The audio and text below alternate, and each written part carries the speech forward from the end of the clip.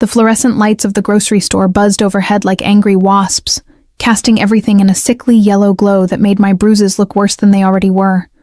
I kept my head down, focusing on the cracked linoleum beneath my worn sneakers, counting tiles to distract myself from the throbbing in my ribs. 12 tiles to the produce section, 23 to the canned goods. If I could just make it through this shopping trip without incident, without drawing attention, without... Move faster. Derek's voice cut through my mental arithmetic like a blade, his hand clamped around my upper arm, fingers digging into flesh that was already tender from last night. We don't have all day, I nodded mutely, reaching for a can of tomatoes with my free hand. The metal was cool against my palm, grounding, real.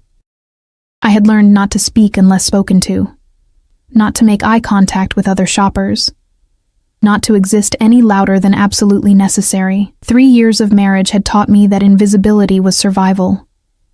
The store smelled of cleaning chemicals and overripe bananas, mingling with the cheap cologne Derek had doused himself in this morning.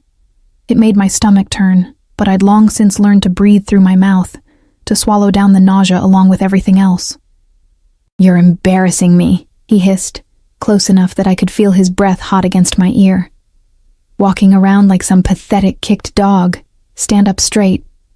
I straightened my spine, wincing as the movement pulled at something tender beneath my ribs. A middle-aged woman in the next aisle glanced our way, her eyes lingering on Derek's grip on my arm before sliding away with practiced indifference. I'd seen that look before. The one that said not my problem, the one that let people sleep at night while women like me counted bruises instead of blessings. We moved through the aisles in tense silence, Derek dictating what went into the cart with the same controlling precision he applied to every aspect of my life. Not that brand. Too expensive.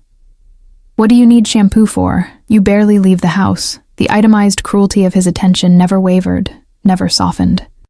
My phone buzzed in my pocket, probably another text from my mother asking why I never called anymore. I didn't dare check it. Derek had rules about phones, rules about everything. "You forgot the milk." His voice was deceptively quiet, the kind of quiet that preceded thunder. My heart stuttered. "I'll go grab it.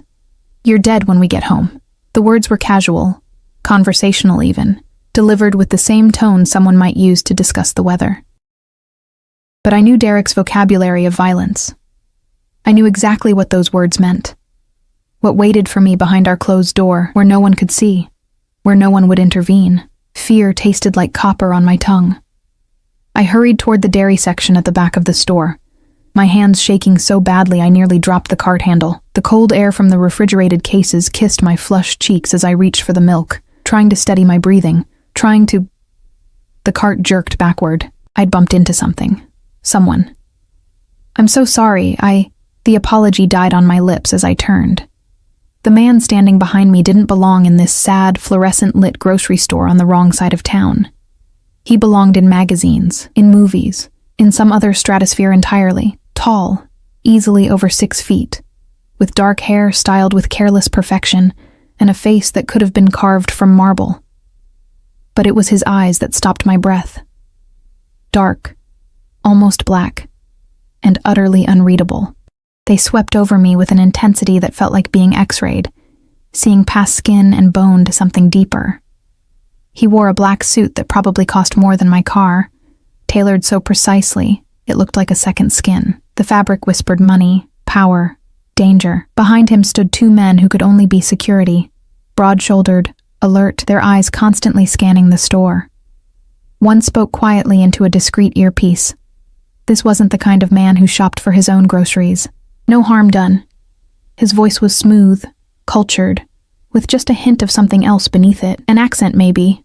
Or simply the confidence of someone who'd never had to apologize for taking up space. He stepped aside with fluid grace. But those dark eyes never left my face. I became suddenly, painfully aware of how I must look. Faded jeans with a hole in the knee. A sweater 2 sizes too big, chosen specifically to hide the finger-shaped bruises on my arms.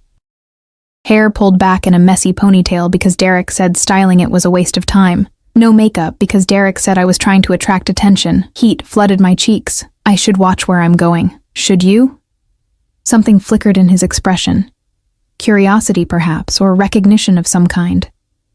His gaze dropped briefly to where my hand clutched the cart handle, knuckles white with tension. Then lower, to the purple-yellow bruise peeking out from beneath my sleeve. I tugged the fabric down reflexively. A movement so automatic it happened before conscious thought. His jaw tightened almost imperceptibly. When he looked back at my face, something had shifted in those dark eyes. Something cold and calculating and utterly terrifying in its intensity. "Ava!" Derek's bark made me flinch so violently I actually stumbled backward. The stranger's hand shot out, steadying me with a grip that was surprisingly gentle for someone who radiated such coiled danger. His fingers circled my wrist, not gripping, just touching, and even through my panic I registered the heat of his skin, the expensive scent of his cologne. Cedar and something darker, smoke and secrets. Don't touch my wife. Derek appeared at my side, his face mottled red with rage. He grabbed my other arm, yanking me away from the stranger with enough force that I gasped. "Who the hell do you think you are?" The temperature in the aisle seemed to drop 10 degrees. The stranger released my wrist slowly, deliberately, his eyes fixed on Derek with the kind of focus a predator gives prey. He didn't speak. Didn't need to. The 2 security guards had moved closer, flanking him with military precision. One of them had his hand inside his jacket. For a moment, nobody moved.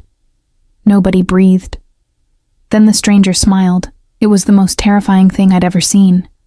A slash of white teeth that held absolutely no warmth, no humor. Just promise. Dark, inevitable promise. "Nobody," he said softly.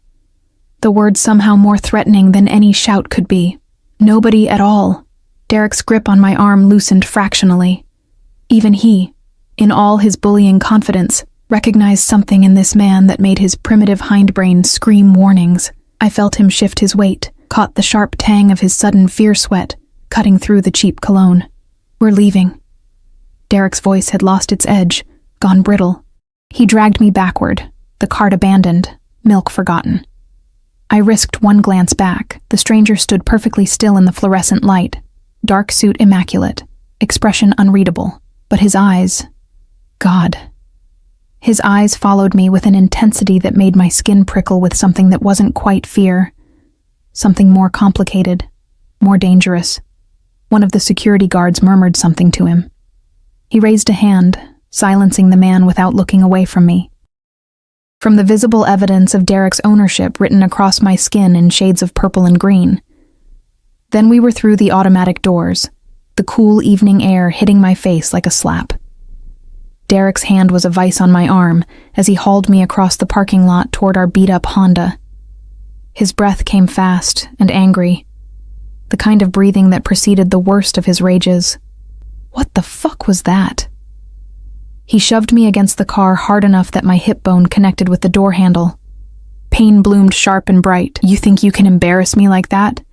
Letting some pretty boy put his hands on you? I didn't... He was just..." The explanation strangled itself in my throat as his hand fisted in my hair. "You're dead when we get home," he repeated, this time close enough that spittle flecked my cheek. "You hear me? Dead." He released me with a shove and rounded the car to the driver's side. I stood there trembling, hand pressed against my bruised hip, and looked back at the grocery store entrance. The stranger stood just inside the glass doors, backlit by that harsh fluorescent glow. He'd followed us, watched the entire encounter. His phone was pressed to his ear, and even from this distance I could see the rigid set of his shoulders, the dangerous stillness of his posture. Our eyes met across the parking lot. Something passed between us in that moment. Some wordless understanding, some connection I couldn't name and didn't want to examine. It felt like standing at the edge of a cliff, wind whipping around me, knowing that one step forward would be either flight or falling, and I wouldn't know which until it was too late to choose. "Get in the car." Derek's shout shattered the moment. I climbed into the passenger seat, hands still shaking as I clicked the seatbelt. Through the side mirror, I watched the stranger lower his phone. Watched him say something to one of his guards. Watched the guard nod and pull out his own phone, fingers moving quickly across the screen. Then Derek was peeling out of the parking lot, tires squealing, and the grocery store, and the dangerous man in the expensive suit disappeared behind us. The drive home took 12 minutes. I counted every second, my mind racing through possibilities, through consequences. Derek's hands were white-knuckled on the steering wheel, his jaw clenched so tight I could hear his teeth grinding. The silence in the car was suffocating, pregnant with violence waiting to be born. When we pulled into the driveway of our small rental house, my whole body went rigid. This was it. The moment I'd been dreading since those words in the grocery store. "You're dead when we get home." Derek killed the engine. The sudden silence was deafening. Inside. One word. A command. I reached for the door handle with numb fingers, my mind already dissociating, already preparing for whatever came next. This was the worst part, the anticipation, the knowing. At least when his fists flew, there was no time to think, to fear, to... Headlights flooded the driveway. A black SUV. No, 2 black SUVs. Pulled up to the curb in front of our house. Sleek, expensive, with tinted windows that reflected the streetlights like dark mirrors. The engines purred with restrained power, a sound that spoke of money and influence, and things Derek and I would never touch in our small, violent lives. What the hell? Derek's hand was already on his door handle. But he hesitated. Even he could recognize when something was out of place, when the normal rules of his kingdom might not apply. The driver's door of the first SUV opened, and one of the security guards from the grocery store stepped out, the same one who'd had his hand in his jacket, ready to draw whatever weapon he carried. He was even more imposing in the amber glow of the streetlights, his expression carved from granite. Then the back door opened, and he stepped out. The stranger from the grocery store emerged with the same fluid grace I'd noticed before, his dark suit somehow still immaculate despite the late hour. He buttoned his jacket with precise movements, his eyes fixed on our house, on me, visible through the windshield, with that same unreadable intensity. My heart hammered against my ribs so hard I thought they might crack. "Stay in the car," Derek hissed, his earlier bravado evaporating like morning fog. "Don't you dare." But the stranger was already walking up our driveway, his security flanking him like shadows. Each step was measured, purposeful, inevitable.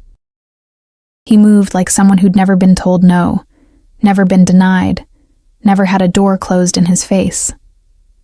He stopped at Derek's window and knocked. 2 sharp raps that sounded like a judge's gavel. Derek hesitated, his face cycling through emotions. Confusion, anger, fear. Finally, he rolled down the window halfway, as if the glass could protect him from whatever this was. "Can I help you?" Derek's voice was trying for aggressive but landing somewhere around nervous. The stranger leaned down, bringing his face level with Derek's. Up close, his beauty was almost inhuman, too perfect, too cold, like a statue given breath but not warmth. "I'm going to give you a choice," he said, his voice carrying easily in the quiet suburban street. "You can walk away from this house, get in your car, and disappear. Permanently. Or..." He paused, letting the single word hang between them like a noose.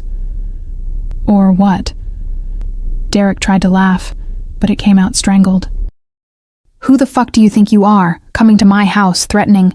I'm the man who's going to kill you if you lay another hand on your wife." The words were spoken with such casual certainty, such complete conviction, that even I, sitting frozen in the passenger seat, believed him absolutely. Derek's face went pale. "You can't just..." "I can." The stranger straightened, glancing at his watch with the air of someone checking the time before a business meeting. "I will.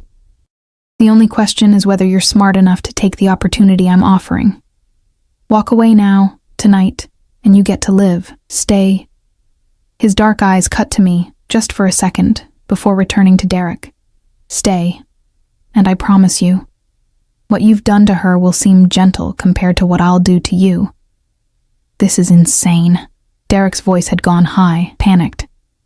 "You can't. There are laws.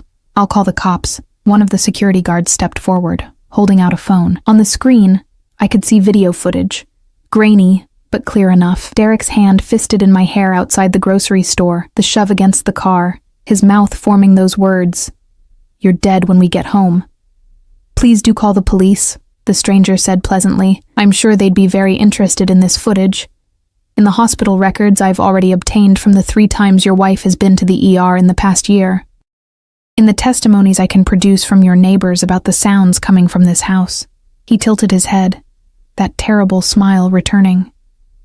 Or you can save everyone the trouble and just disappear. Derek looked at me then, really looked at me, and what I saw in his eyes was something I'd never seen before. Helplessness. For the first time in 3 years, Derek was the one who was powerless, the one who was afraid, the one who had no control. It should have felt like victory. Instead, it felt like standing on the edge of that cliff again, wind howling, knowing that whatever came next would change everything. You have 60 seconds to decide, the stranger said, checking his watch again. Starting now. Derek's hands trembled on the steering wheel. I watched the tremor spread from his fingers to his wrists, the same hands that had left those bruises, now shaking like leaves in a storm. The silence stretched taut between us, broken only by the quiet idling of those expensive SUVs and the harsh rasp of Derek's breathing. 45 seconds, the stranger said, his voice carrying no inflection. Just fact, just inevitability. You're insane, Derek whispered, but the fight had already drained from his voice. He was deflating before my eyes, shrinking into something smaller, weaker, something that couldn't hurt me anymore. She's my wife. You can't just... 30 seconds. Derek looked at me again, and I saw the calculation happening behind his eyes. Saw him weighing his options, measuring his chances. For a moment, I thought he might actually fight, might actually try to assert the ownership he'd claimed over me for 3 years. Then his shoulders sagged. Fine. The word came out broken. Fine. I'll go. But this isn't over. You can't watch her forever, and when you're gone, the stranger moved so fast I barely tracked it. One moment, he was standing by the window. The next, he had Derek's door open and Derek halfway out of the car, one hand fisted in Derek's collar, the other braced against the doorframe. Their faces were inches apart. Let me be crystal clear, the stranger said, his voice dropping to something barely above a whisper. Something infinitely more terrifying than any shout.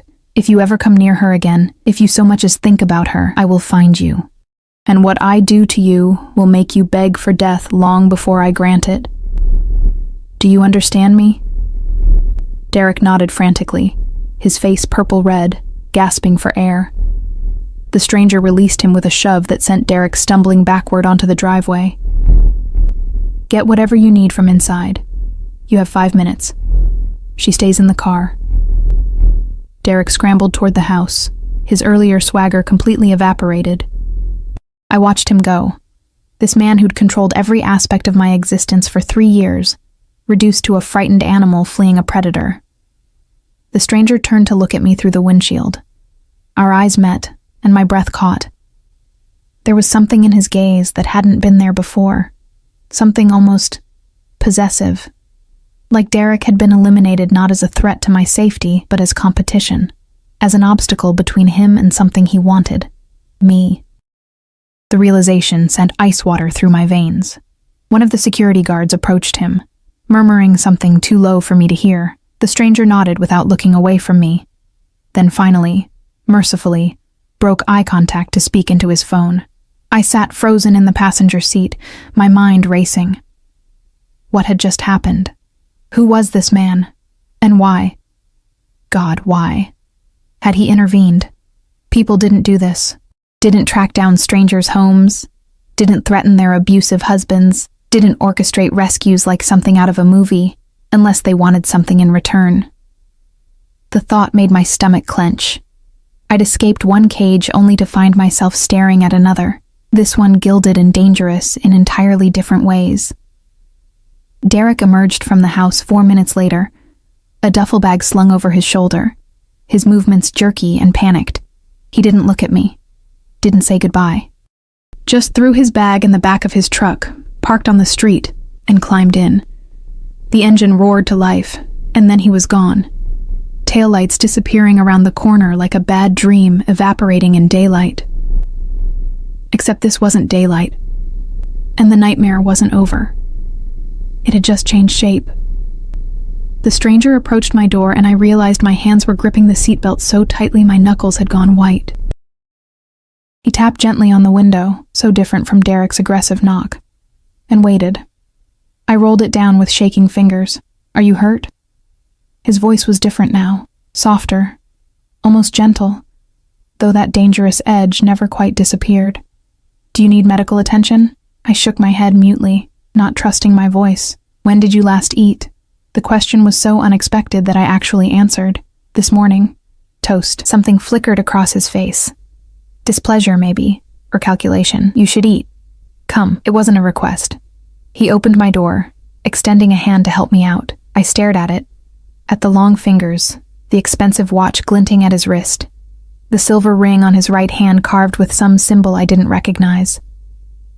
This hand had just choked Derek, had threatened murder with casual certainty, and now it was being offered to me like I was something precious, something breakable. I took it. His grip was warm, steady, and infinitely careful as he helped me from the car. Up close, I had to tilt my head back to meet his eyes.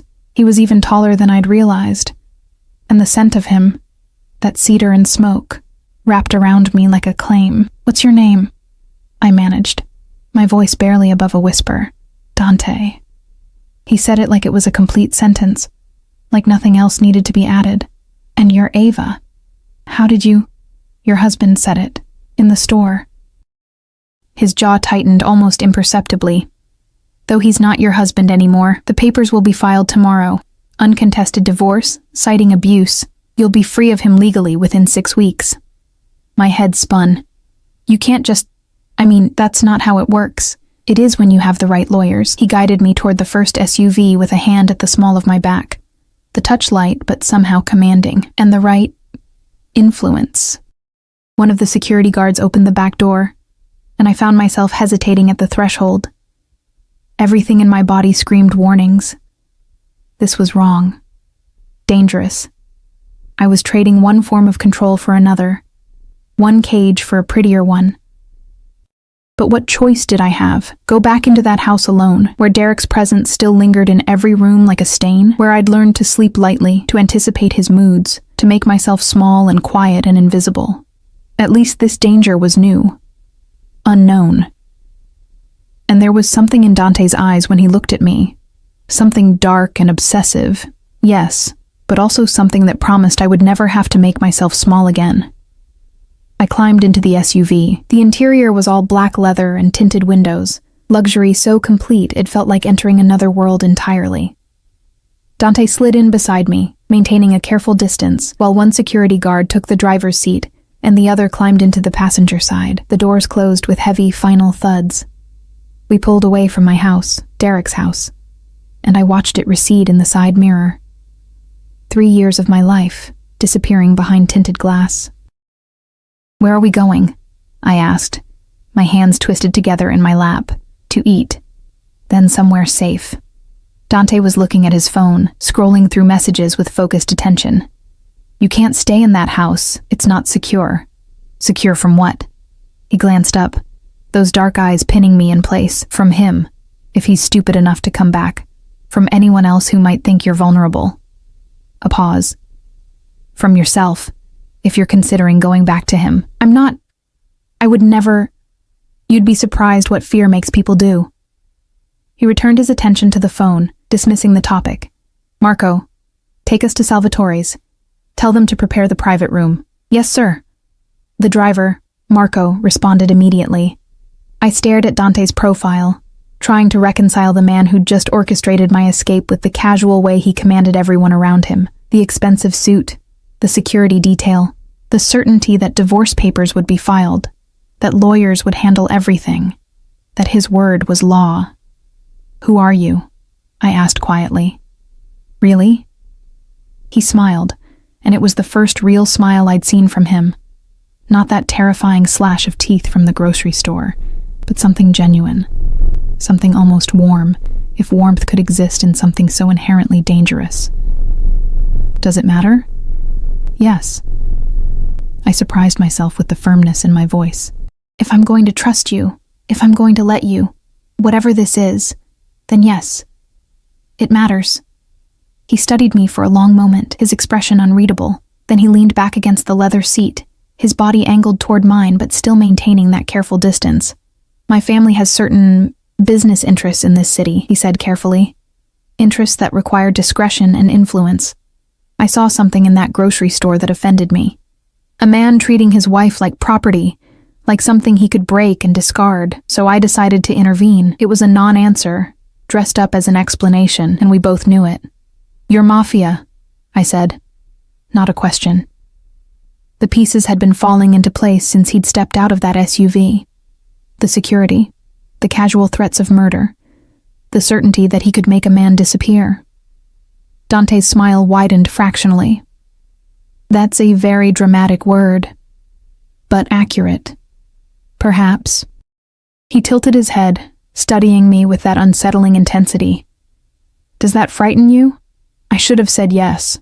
Should have demanded he let me out of the car. Should have run as far and fast as possible from this beautiful, dangerous man who looked at me like I was something he intended to keep. But I'd been frightened for 3 years. I'd lived with fear as my constant companion, had learned its taste and texture and weight. And somehow, the fear I felt sitting next to Dante was different. Sharper. More alive. I don't know, I answered honestly. I don't know what I feel. Good. He reached over, slowly, giving me time to pull away, and brushed a strand of hair back from my face. His fingers grazed my cheek, and I shivered despite the warmth of the car. Fear is honest. It means you're paying attention. The SUV pulled to a stop in front of a restaurant I'd passed 1,000 times but never entered, Salvatore's. The kind of place with cloth napkins and wine lists thicker than novels, where reservations were made months in advance, and the cheapest entree cost more than I made in a week. Marco opened the door, and Dante stepped out first, then offered me his hand again. I took it, letting him help me from the car, acutely aware of my worn jeans and oversized sweater, the bruises on my arms, the fact that I looked like exactly what I was. A woman who'd just escaped her abuser, displaced and lost. But if Dante noticed or cared about my appearance, he gave no indication. He simply placed his hand at the small of my back again, that possessive, guiding touch, and led me toward the entrance. The door opened before we reached it, held by a man in an impeccable suit who nodded deferentially to Dante. "Mr. Salvatore, your room is ready." Salvatore, the same name as the restaurant. "He owns this place," I murmured, as we stepped into a foyer decorated with old-world elegance, dark wood and brass fixtures and oil paintings in gilt frames. "He owns many places," Dante corrected softly. "This is just one of them." We were led through the main dining room, past tables filled with well-dressed couples and business associates, their conversations creating a low hum of civilized society. Eyes followed us, or rather, followed Dante, with a mixture of respect, curiosity, and in some cases fear.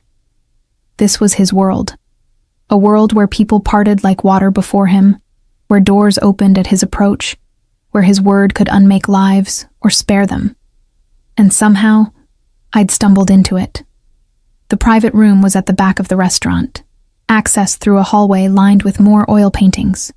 Inside, a single table had been set for 2, candles already lit, wine already breathing in a crystal decanter.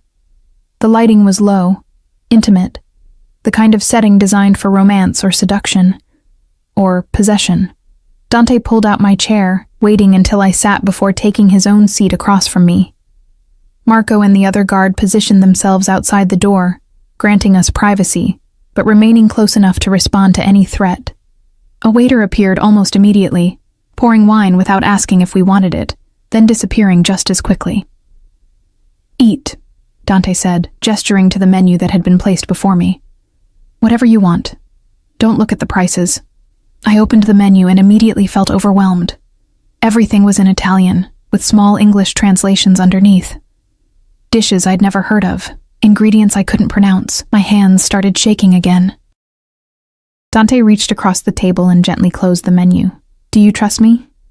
The question hung in the air between us, loaded with meaning that went far beyond food. "I don't know you," I said carefully. Then let me rephrase. Will you trust me for tonight to take care of you? There was something in his voice, something almost vulnerable beneath all that controlled power, like my answer mattered, like he needed me to say yes, and God help me. I did.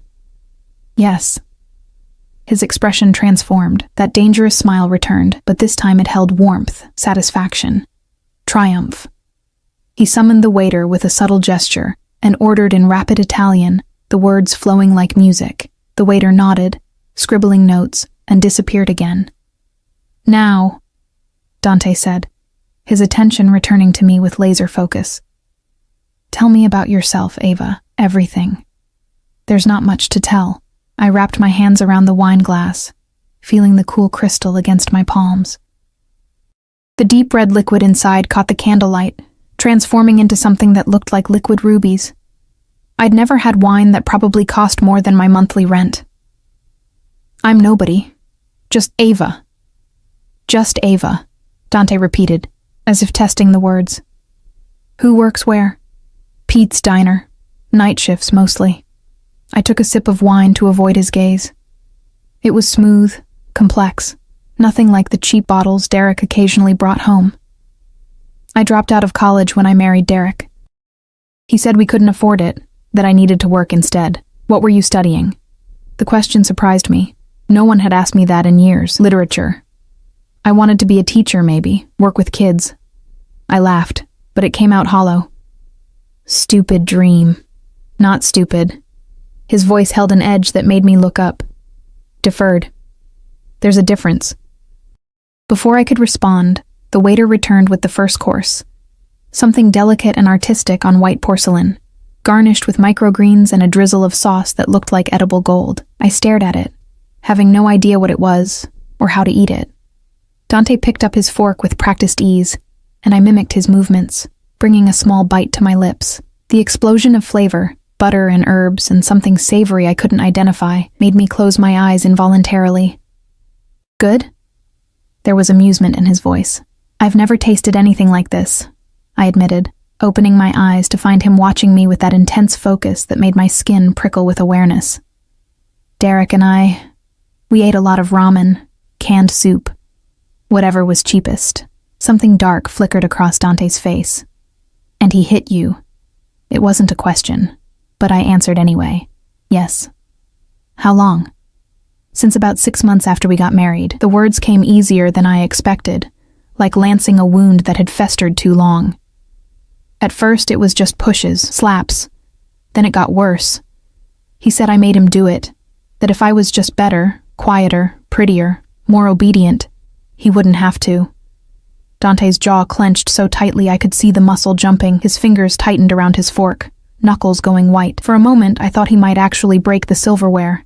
I'm sorry, I said quickly. I shouldn't have. Don't. The single word cut through my apology like a blade. Don't apologize for what he did to you. Don't minimize it. And don't ever, ever suggest that you deserved it. The vehemence in his voice stunned me into silence.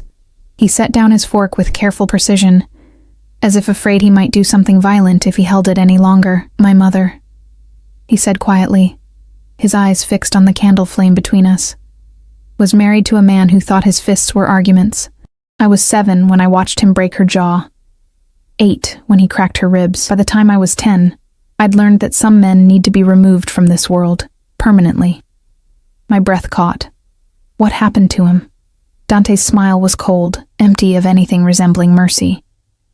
He fell down the stairs. Very unfortunate accident. Broke his neck. The implication was clear. Not an accident at all. You killed him, I whispered.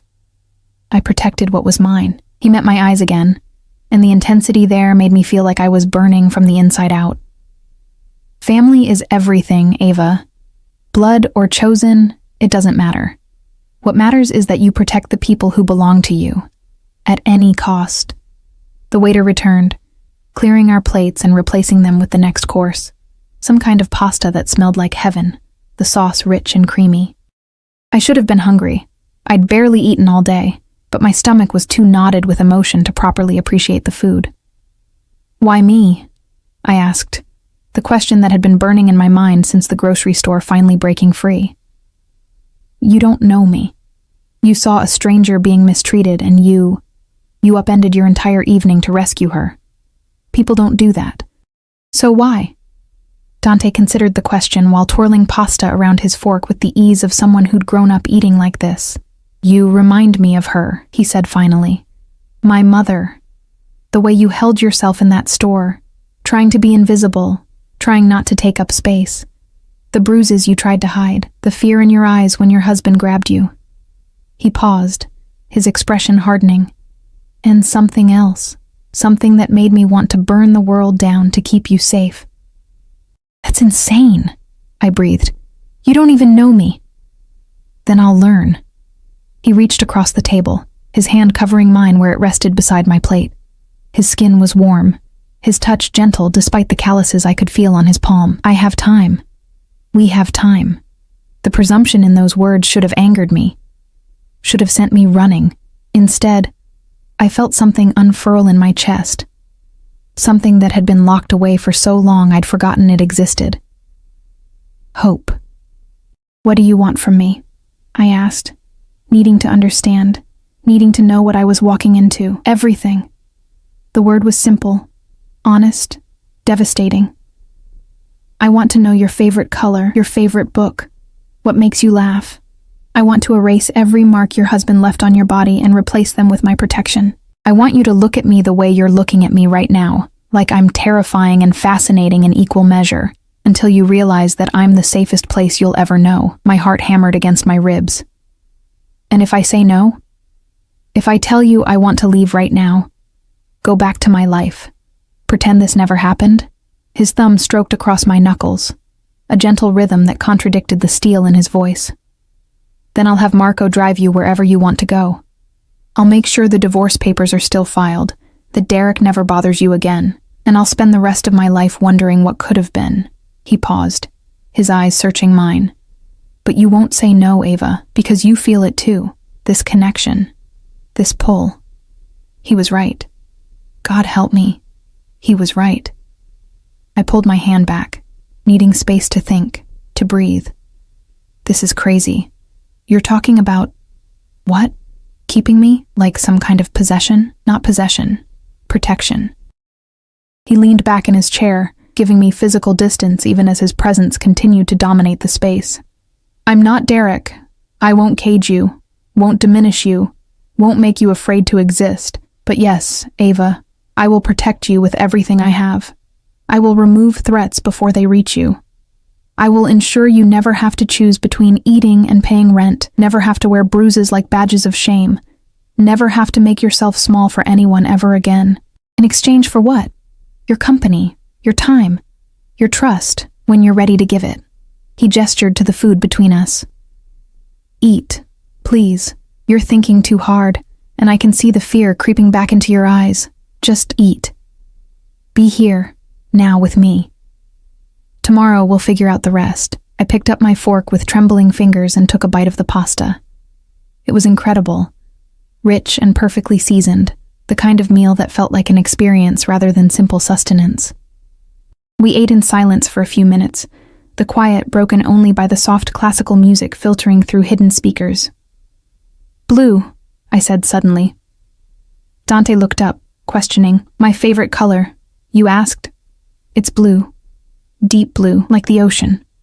I took another bite, feeling braver. And my favorite book is Jane Eyre. I've read it 17 times.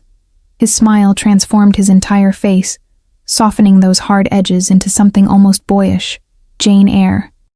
The governess who falls for her employer. How fitting. I felt heat rise to my cheeks. It's not like that, isn't it? He took a sip of his wine, never breaking eye contact. A woman in a difficult situation, rescued by a dark, complicated man with secrets. A relationship built on intensity rather than convention. Mr. Rochester was hiding a wife in the attic, I pointed out. Not exactly romantic. No. But he was honest about his obsession, about wanting Jane with an intensity that bordered on madness. Dante set down his glass. I can relate. The heat in my cheeks spread down my neck. You barely know me. I know enough. I know you're stronger than you think. I know you've survived 3 years of hell and still have kindness in your eyes. I know that when you smile, really smile, not that careful, afraid to take up space smile, it would probably break me completely. He leaned forward, his voice dropping to something intimate. And I know that I'm going to spend however long it takes to see that real smile, to hear you laugh, to watch you become whoever you were meant to be before Derek convinced you that you were nothing. Tears pricked at my eyes, unexpected and unwelcome. I blinked them back furiously. You can't just fix me. I'm not trying to fix you, Ava. You're not broken. His expression gentled. But I can give you space to heal, resources to rebuild, protection while you figure out who you want to be now that you're free. The waiter returned once more, clearing plates and presenting dessert. Something chocolate and decadent, artfully plated with fresh berries. I stared at it, my mind spinning. Free. Was I free? Or had I simply traded one form of captivity for another? What happens after this? I asked quietly. After dinner? Where do I go? I have an apartment, top floor, high security, overlooking the city. He must have seen the fear flash across my face because he quickly added, I won't be there. It's empty, furnished, waiting. I'll have clothes brought in for you tomorrow. Anything you need. You'll have complete privacy, complete safety. Marco will be stationed outside if you need anything. And you? I'll be wherever you need me to be, close enough to protect you. Far enough to let you breathe. His eyes held mine. Unless you want me closer. The implication hung heavy in the air between us. I took a shaky breath. I need time. To think. To process all of this. Of course. He pulled out his phone. Typed something quickly. The apartment is ready. We can go whenever you'd like. We finished dessert in silence, the weight of unspoken possibilities pressing down on us both. When Dante finally stood and offered me his hand, I took it without hesitation, letting him guide me back through the restaurant, past the curious stairs, into the waiting SUV. The drive through the city felt surreal.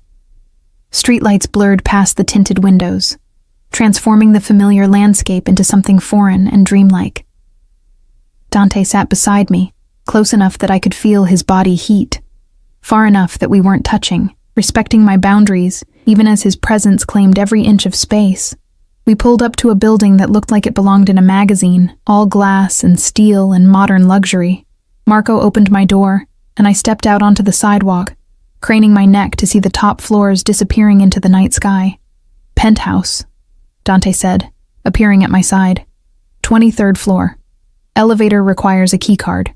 He pressed said keycard into my palm, his fingers lingering against mine. You're the only one who has access besides building security. What about you? I'll knock. That almost smile played at his lips. I'm a gentleman, Ava. Mostly. He guided me through the lobby, all marble and minimalist furniture, to a private elevator. The ride up was silent, tension coiling tighter with each passing floor. When the doors opened directly into the apartment, I gasped. Floor-to-ceiling windows offered a panoramic view of the city, lights twinkling like fallen stars. The space was open concept, decorated in shades of gray and cream, with furniture that looked like art, a kitchen with appliances I'd only seen on cooking shows, hallways leading to what I assumed were bedrooms. The master suite is through there, Dante indicated with a gesture. Bathroom has a soaking tub and rain shower. Kitchen is fully stocked.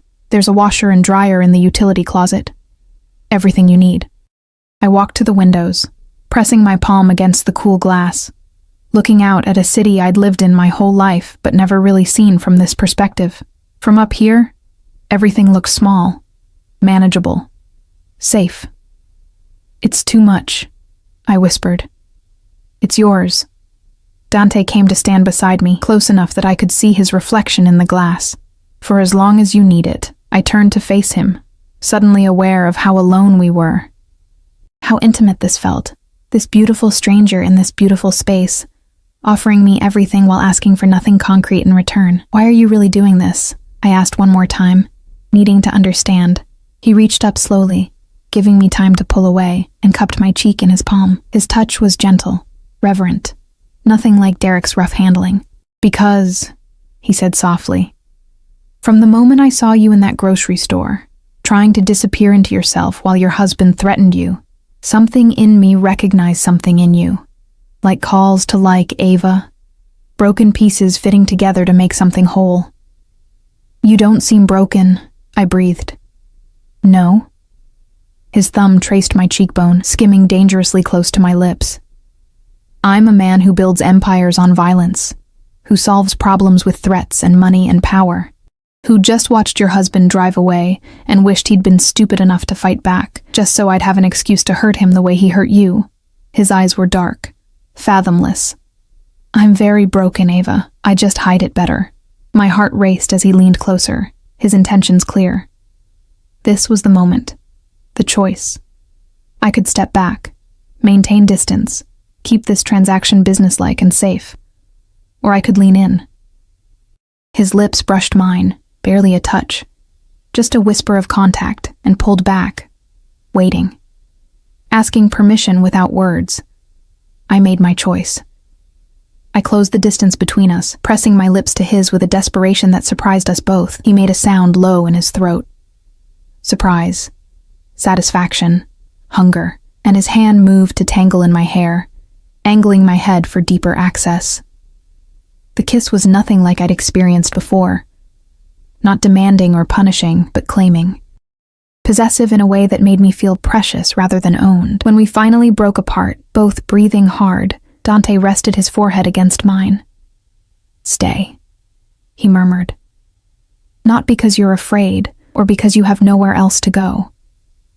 Stay because you want to see where this goes.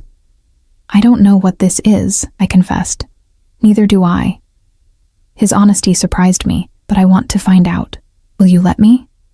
I nodded, not trusting my voice. He smiled, that real smile that transformed him, and pressed one more soft kiss to my forehead. Then I'll see you tomorrow. Sleep well, Ava. You're safe here. I promise. And then he was gone, the elevator doors closing behind him, leaving me alone in this beautiful cage with its open door and the terrifying question of whether I'd just found salvation or walked willingly into something far more dangerous than Derek had ever been. I didn't sleep. How could I? In a bed that felt like sleeping on clouds, in sheets that probably cost more than my entire wardrobe, in a silence so complete it felt alien after years of waiting for Derek's heavy footsteps, his angry breathing, his unpredictable violence. I lay awake watching the city lights paint patterns on the ceiling, my mind replaying the past 12 hours on an endless loop. Derek's threats, Dante's intervention, that kiss. God, that kiss. I touched my lips, still able to feel the ghost of his mouth on mine, the way he'd held me like I was something precious and fragile and worth protecting. No one had ever touched me like that, like I mattered. When dawn finally broke, painting the sky in shades of pink and gold, I gave up on sleep and padded to the massive windows. From up here, the city looked peaceful, almost innocent. I could see the park where I'd sometimes escape to when Derek's rages got too bad, the diner where I'd worked myself to exhaustion, the grocery store where my life had irrevocably changed. A soft chime made me jump. The elevator. My heart rate spiked as I watched the doors slide open, but it wasn't Dante who emerged. It was a woman, mid-40s, impeccably dressed in a gray pantsuit, her dark hair pulled back in a severe bun. She carried several large shopping bags and wore an expression of professional efficiency. Miss Ava? Her accent was faintly European, her smile polite, but not warm. I'm Sophia. Mr. Salvatore sent me to assist you this morning. I pulled my borrowed sweater, the one I'd slept in, tighter around myself. Assist me with what? Everything. She set the bags down on the pristine white sofa. Clothing, toiletries, anything you might need. Mr. Salvatore was quite specific about ensuring your comfort. She gestured to the bags. These are just temporary, of course.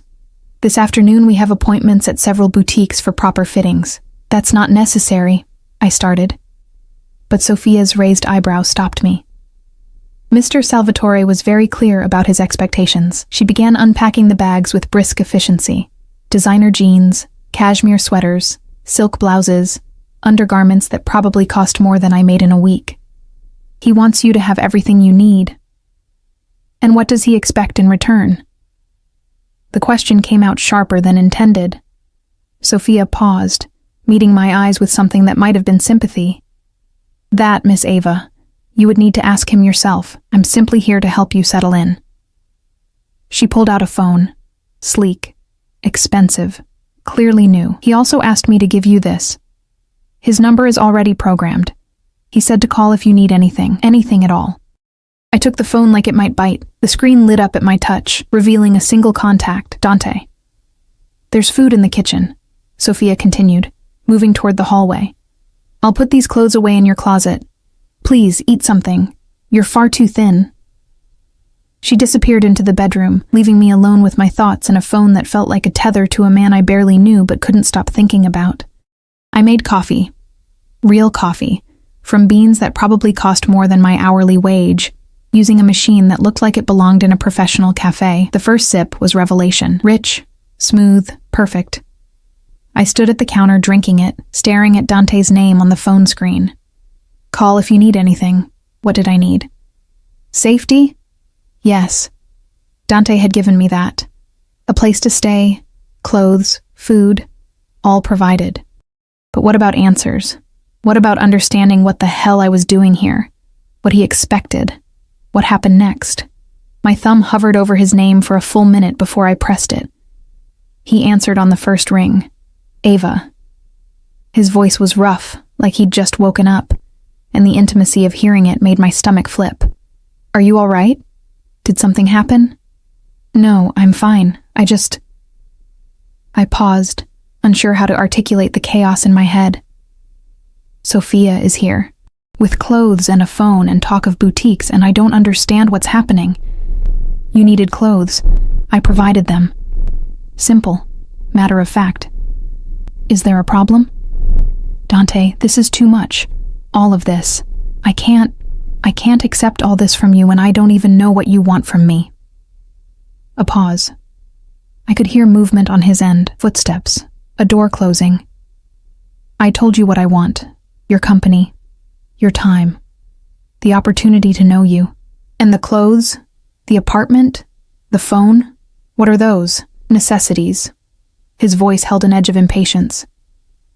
You left your husband's house with nothing but what you were wearing. Did you expect me to let you go without? I'm not a charity case, I said, hating how my voice wavered. I can take care of myself. Can you? The question was gentle but pointed. When's the last time you had money of your own? Resources that weren't controlled by someone else? Choices that were truly yours to make?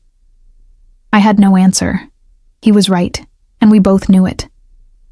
Accept the help, Ava, he said, softer now. Not because you're weak or because I'm trying to control you, but because you deserve it. Because 3 years of surviving doesn't mean you shouldn't get to live. Tears pricked at my eyes. I don't know how to do this. Neither do I. I heard him exhale slowly. This isn't something I do, but I'm trying. We'll figure it out together. A pause. Let Sophia help you today. Get clothes that fit, that make you feel like yourself. And tonight have dinner with me. Here, at the apartment if you're comfortable, or somewhere public if you prefer.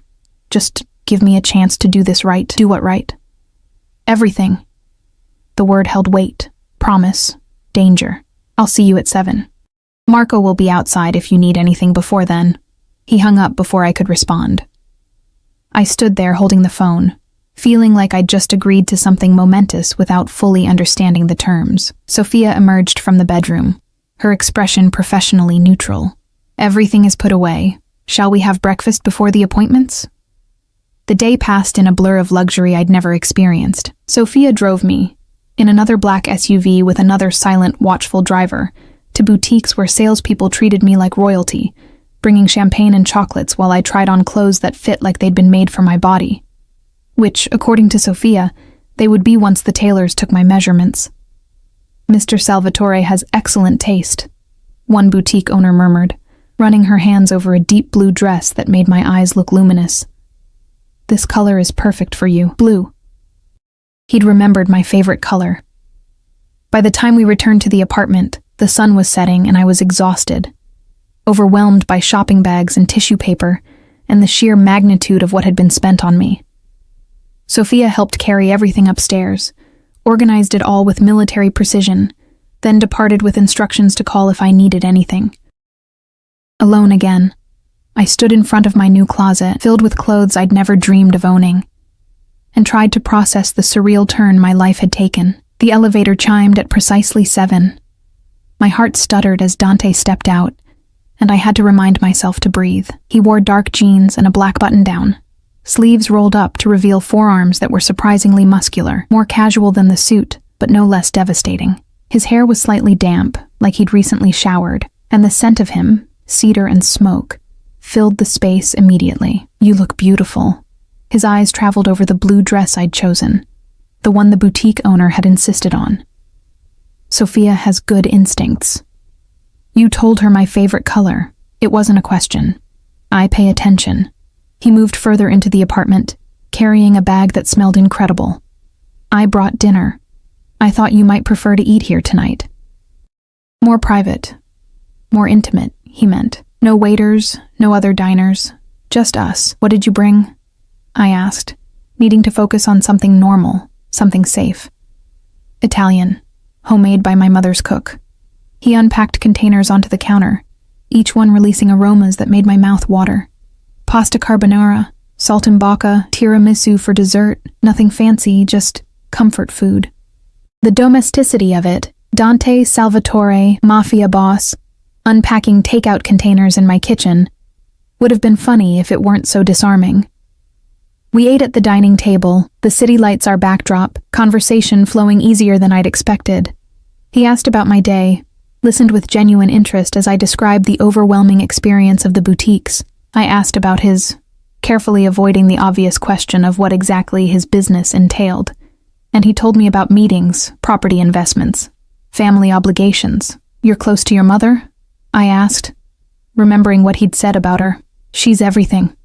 His expression softened. "After my father died, she could have fallen apart. Instead, she became stronger, built her own life, her own power. She taught me that protecting family isn't just about violence. It's about creating safety, building something that lasts. Does she know about me?" He smiled. "She knows I met someone interesting. She's curious." The idea of meeting Dante's mother terrified me more than anything else about this situation. "What did you tell her?" "The truth. That I saw a woman being hurt and decided to intervene, that I can't stop thinking about her, that I'm in over my head and have no idea what I'm doing." He reached across the table, his fingers brushing mine. "She said that's how you know it matters. When you lose control, when you can't follow the script you've always followed." "What script is that?" "The one where I keep everyone at arm's length, where I don't let anyone close enough to become a weakness." His thumb traced circles on my palm. "You've already broken that script, Ava. From the moment I saw you." My breath caught. "You barely know me. Then help me know you better." He stood, pulling me up with him, leading me to the sofa that faced the windows.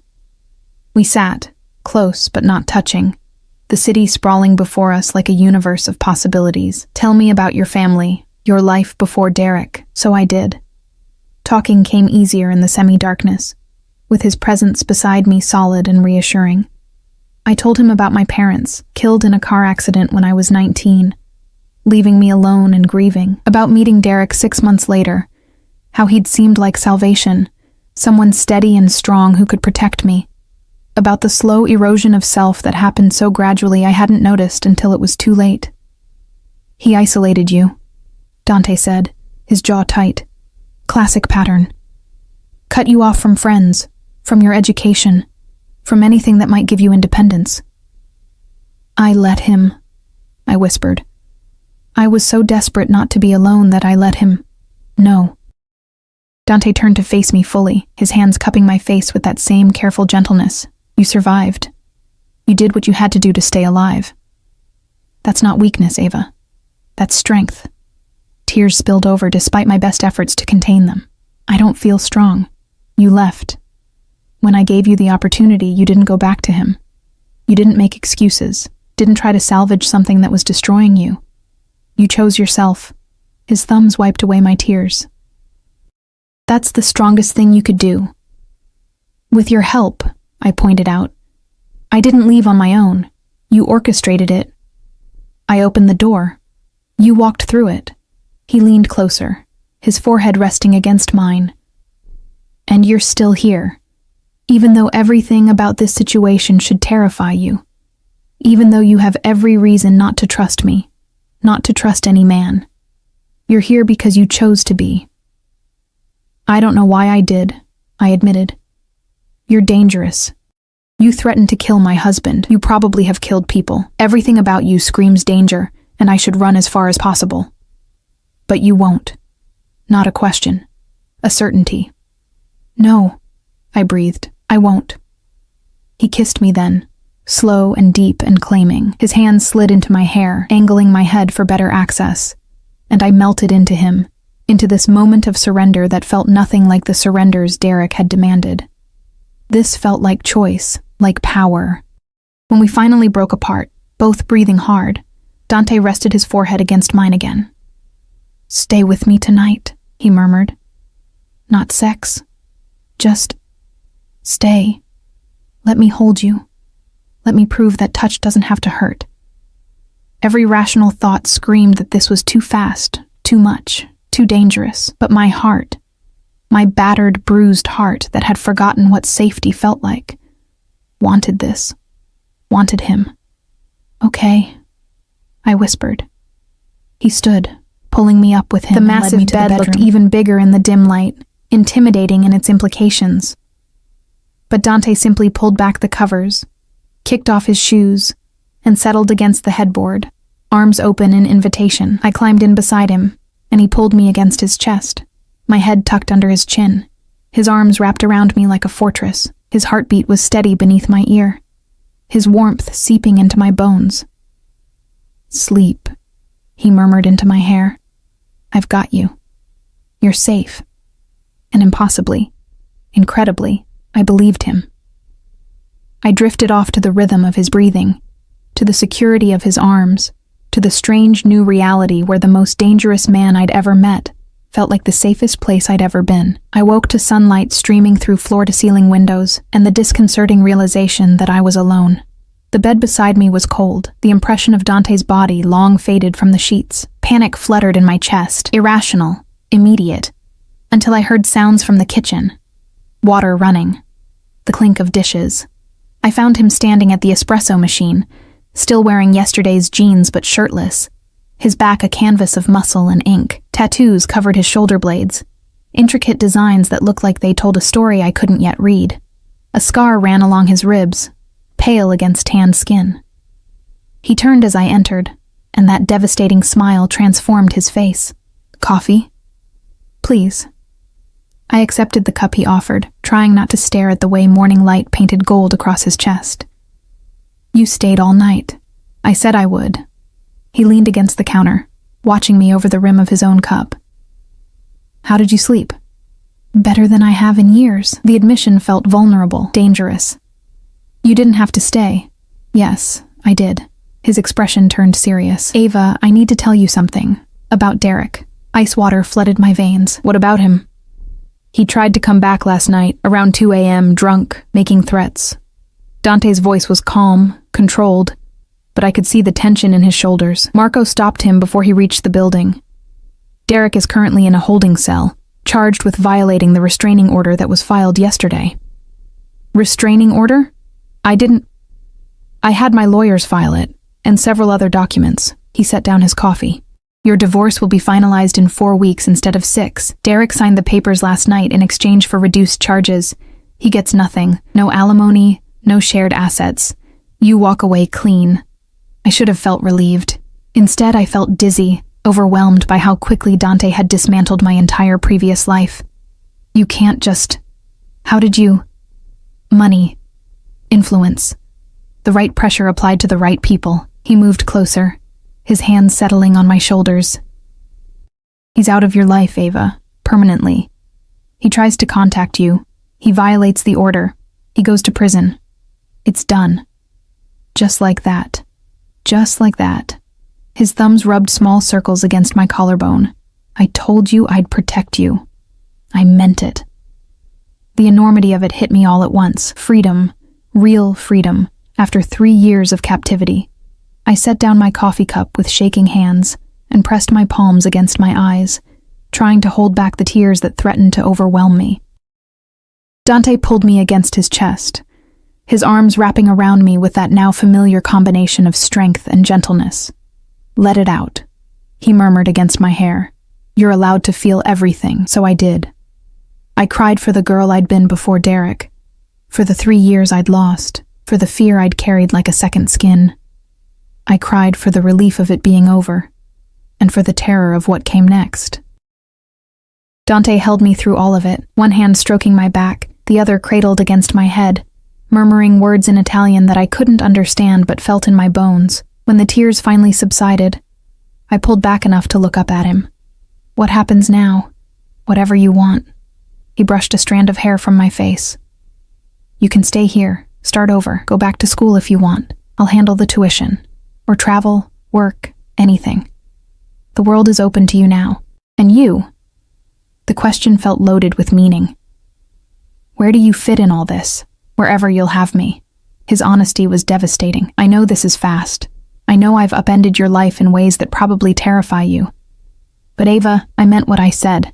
I want to know you, really know you, not just rescue you and disappear." Why? I needed to understand this obsession, this intensity that had focused on me with such singular purpose. He was quiet for a long moment, his dark eyes searching mine. "My father used to tell me that some people are born to build empires, and some are born to remind us why empires matter. You're the second kind, Ava. You remind me that all the power, all the control, all the violence I'm capable of, it only means something if I use it to protect people who deserve protecting." He cupped my face in his hands. "You walked into that grocery store invisible, trying not to exist, and something in me demanded that I make you seen, make you safe, make you mine. I'm not a possession," I said, but the words lacked heat. "No, you're a choice." His thumb traced my lower lip, "My choice. And I'm hoping eventually I'll be yours too." The next 3 weeks passed in a blur of transformation. True to his word, Dante gave me space to breathe, to heal, to figure out who I was without fear as my constant companion.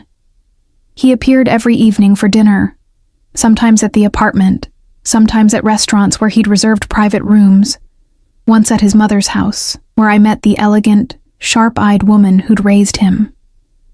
Isabella Salvatore had looked at me with the same intensity as her son, assessing, measuring. Then she'd smiled and pulled me into an embrace that smelled of expensive perfume and maternal warmth. "So you're the one who's made my son forget how to sleep," she'd said in accented English, her eyes twinkling. "Good. He needs someone who disrupts him." I enrolled in online classes to finish my degree. Dante had offered to pay for traditional university, but I wasn't ready for that kind of exposure yet. Baby steps. I started seeing a therapist, Dr. N. Chen, a calm woman who specialized in domestic violence survivors and didn't blink when I mentioned Dante's involvement in my escape.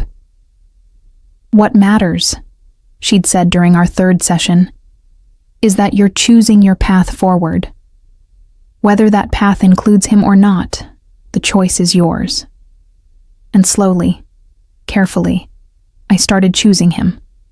Not because he'd rescued me, though he had. Not because he was powerful and protective and willing to use both those things on my behalf, though he was. But because beneath all that danger, beneath the casual violence and the empire built on fear, I'd found something unexpected: kindness, patience. A man who listened when I talked about books, who remembered that I took my coffee with cream and sugar, who never pushed for more than I was ready to give, who held me through nightmares about Derek and never once made me feel weak for having them. 4 weeks after that night in the grocery store, the divorce papers arrived. Final, official, legal proof that I was no longer Mrs. Derek Morrison. I was just Ava, just myself. Dante took me to dinner to celebrate. Not one of his usual exclusive restaurants, but a small Italian place his mother had recommended, family-owned and warm. We sat in a corner booth, wine flowing freely, and for the first time since I'd met him, I felt something shift between us. The fear was gone. The uncertainty had faded. What remained was choice, clear and uncomplicated. I want to stay, I said suddenly, interrupting his story about some business negotiation.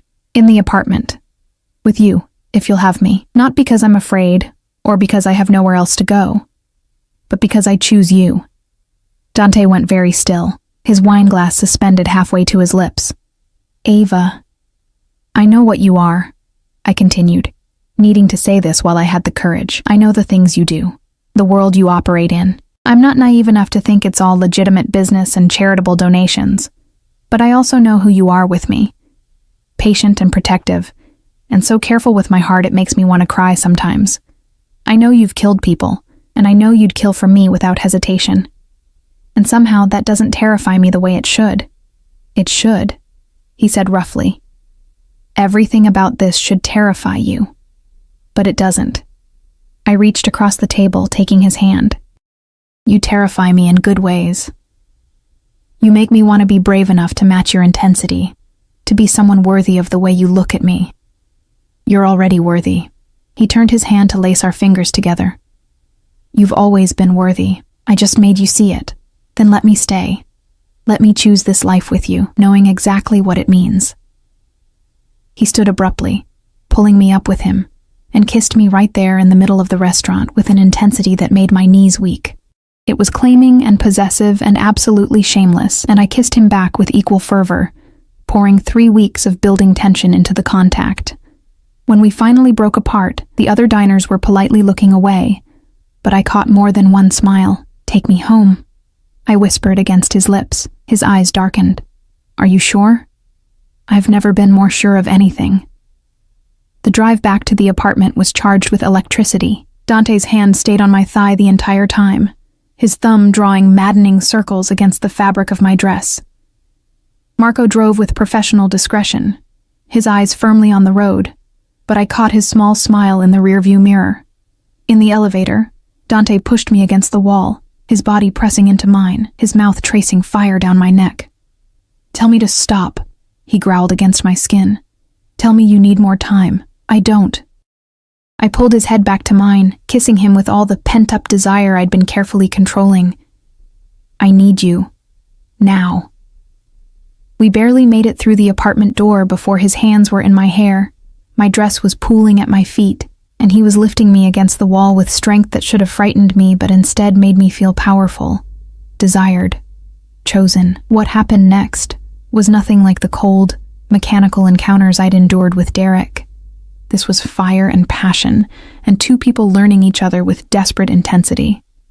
Dante touched me like I was precious, and claimed me like I was his in equal measure, and I gave myself to him completely, trusting him with vulnerabilities I'd thought were broken beyond repair. After, we lay tangled in sheets, the city lights painting patterns across our skin. His fingers traced lazy circles on my bare shoulder, while I listened to his heartbeat slow to normal. I love you, he said quietly, the words hanging in the air between us. I probably loved you from the moment I saw you trying to disappear in that grocery store. I know it's too soon. I know I shouldn't say it, but I'm done pretending I don't feel it. My heart stuttered. 3 weeks ago, I'd been married to a man who'd made me fear my own shadow. Now I was in bed with a mafia boss who'd just confessed his love like it was the most natural thing in the world. I love you too, I whispered, surprised to find it was true. You're terrifying and possessive and probably bad for me in 100 different ways, but I love you anyway. He laughed, a real laugh, full of genuine joy, and pulled me closer. I'll be so good for you, he promised against my hair. I'll build you a world where you never have to be afraid again, where you can be as loud and bright and powerful as you were always meant to be. And possessive? I teased, tracing the tattoos on his chest. Unbearably. He caught my hand, pressing a kiss to my palm. You're mine, Ava. I don't share. I don't compromise. And I sure as hell don't let go of what belongs to me. Good, I said, surprising us both. Because I'm kind of possessive too, and you're mine just as much as I'm yours. His smile was pure satisfaction. Fair enough. Team, we stayed like that for hours, talking and touching and building something new from the ashes of who we'd been before. When dawn painted the sky pink and gold again, I watched the sun rise from the safety of Dante's arms and realized this was what freedom felt like. Not the absence of cage bars, but the choice to stay. 6 months later, I stood in the same grocery store where it had all begun, Dante at my side, his hand possessive at the small of my back. I was shopping for ingredients for dinner. Real cooking in the massive kitchen of the penthouse that was now officially our home. Not just mine. "You're sure about the carbonara?" I asked, studying a package of pancetta. "My mother's recipe is perfect," Dante assured me. "You just need to trust the process." We'd fallen into this routine, cooking together, me slowly learning the recipes of his childhood, while he learned to appreciate my simpler comfort foods. Our lives had blended in unexpected ways. I'd finished my degree online and started volunteering at a women's shelter, using my story to help others escape their own Derek Morrisons. Dante had gradually let me into his world, teaching me the family business, the legitimate parts anyway, and letting me see the empire he'd built. As we walked down the dairy aisle toward the checkout, I caught sight of our reflection in the security mirror overhead. Dante, tall and powerful in his usual dark suit, his hand never leaving my back. Me, in jeans and a cashmere sweater, my hair styled, my face free of bruises, my eyes bright with something that looked suspiciously like happiness. We looked like we belonged together, and we did. "What are you thinking?" Dante asked, following my gaze. "That 6 months ago I was standing right here, invisible and terrified, and you walked into my life and changed everything." He pulled me close, right there in the middle of the grocery store, uncaring of the other shoppers. "You changed everything first," he said against my hair. "You just didn't know it yet. I love you," I whispered. "I love you more." He kissed the top of my head, and I'm going to spend the rest of my life proving it. Later that night, after we'd cooked dinner together and eaten on the balcony overlooking the city, Dante pulled a small velvet box from his pocket. "I know it's fast," he said, dropping to one knee with the same certainty he brought to everything else. "I know we've only had 6 months. But Ava, I've waited my entire life to find someone who makes me want to build rather than destroy, someone who reminds me why power matters, so I can protect the people I love. Marry me. Not because you have to, not because you're afraid, but because you choose me the way I choose you. Every day, for the rest of our lives." The ring was beautiful, a sapphire the deep blue of my favorite color, surrounded by diamonds that caught the light like stars. I didn't hesitate. "Yes." He slid the ring onto my finger, stood, and kissed me with an intensity that stole my breath. Behind us, the city sprawled in endless possibility. But all I could see was him. All I could feel was the rightness of this choice. This man. This life we were building together. I'd walked into a grocery store invisible and walked out seen. I'd been broken and found someone who treated my pieces like treasures worth keeping. I'd been afraid and found someone who made me brave. And now, I was choosing forever with the dangerous, beautiful man who'd looked at my bruises and decided they were the last ones I'd ever wear. "Mrs. Salvatore," Dante murmured against my lips, testing out the title. "How does that sound?" "Like coming home," I whispered back. And it did. After years of cages and fear and making myself small, I'd finally found the place I was always meant to be. Not saved, not rescued, just loved. Completely, obsessively, irrevocably loved. And I loved him right back, with every piece of my healing heart.